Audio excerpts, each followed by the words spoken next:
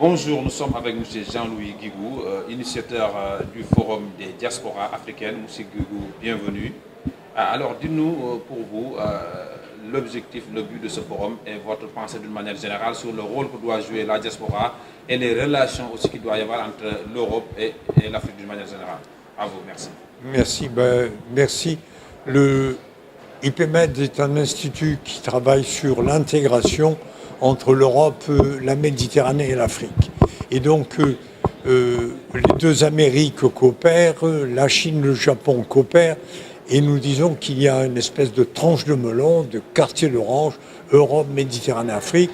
Nous tournerons à la même heure, nous nous connaissons bien, nous vous avons colonisé, on vous a libéré, on est proche, il y a la diaspora, on partage les mêmes valeurs. Et nous disons, il faut maintenant que l'Europe et l'Afrique fassent un couple, une intégration, un grand axe, et qu'on associe notre complémentarité, notre proximité.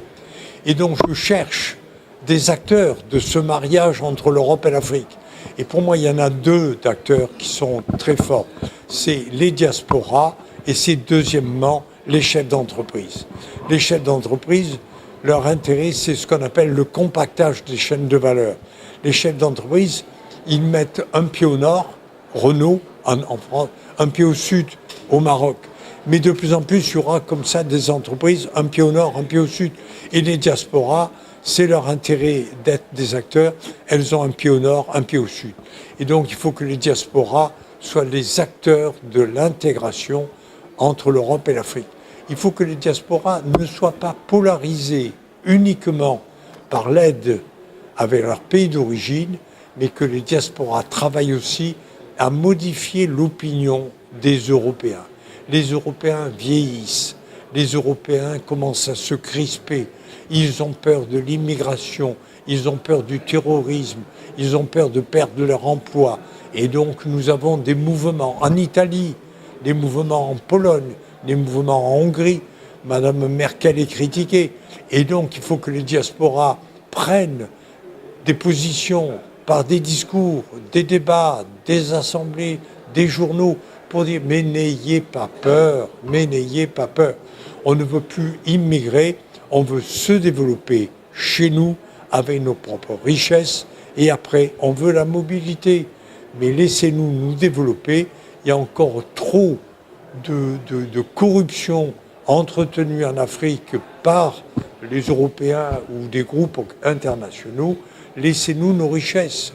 Il n'est pas normal que le bois des forêts africaines, ce bois, il est transporté en Europe et en France, ou il est transporté en Chine, pour faire la deuxième transformation, c'est-à-dire faire des fenêtres, faire des meubles, faire des poutres, faire des objets en bois, et après on le renvoie en Afrique. Il n'est pas normal que le cacao de Côte d'Ivoire parte en Suisse pour faire le chocolat suisse, que le cacao parte en Belgique faire du chocolat belge, alors que le chocolat, il doit être fait en Afrique, etc., etc. Donc, il faut que les Africains redeviennent maîtres de leur destin. C'est ce que dit le président Nana Addo. La charité, ça n'a jamais marché. Ça ne marche pas, ça ne marchera jamais. Laissez-nous nous développer à partir de nos richesses. Fini le pillage et que se mettre au travail.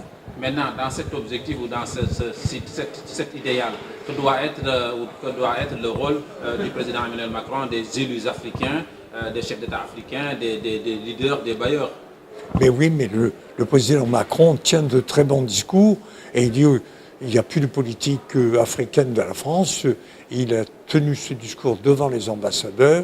Il a parlé de l'arrimage et de l'axe nord-sud, à Ouagadougou, à Dakar, à Accra.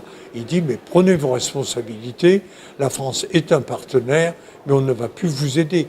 Il est quand même surprenant que ce soir, le débat va être conclu par le député d'origine kenyane, Hervé Berville, député français de la République En Marche. Il a comme rapport comment passer des aides publiques à l'investissement public. Les aides, ça ne marche pas, ça entretient la corruption et ça entretient la méfiance. Et donc, moi je trouve que le discours du président Macron est un discours de rupture radicale. Et le discours du président Nana Addo, c'est de même nature. Les Africains doivent devenir autonomes. On doit les laisser se développer à partir de la richesse. C'est ça. Et s'ils ne se développent pas à partir de la richesse, qu'on leur enlève leurs matières premières, ben les Africains montent. Et ils montent vers l'Europe. Je me rappelle une fois, on a eu une interview avec le président Hollande et M. Jean Kakou-Diagou de Côte d'Ivoire disait au président, ça n'est fini. Si vous voulez vendre des voitures en Afrique, il faut venir les produire en Afrique. Nous, les Africains, on ne va pas acheter des voitures produites en France et en Europe avec des immigrés africains. C'est stupide. Il faut produire en Afrique avec des Africains.